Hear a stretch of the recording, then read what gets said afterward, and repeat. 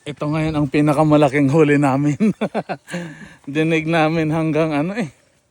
Hanggang treehouse. Ito dapat yung bitag namin para sa ano. Para sa ano to? Bayawak.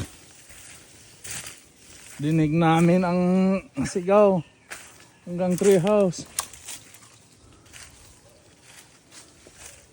Yun, no? Ako may huli nga. Ano kaya nahuli? Yun, no? Ako po. Aso. Sabi ko, no? Ikaw ang nakain ng mga huli namin, ha? Ngayon. Kita namin. Huli ka, Balbon. Ano? Huli nga saan? Paa? Paa? Oo, paa. Dali ano, ikaw palang nakain ng nabibitag namin.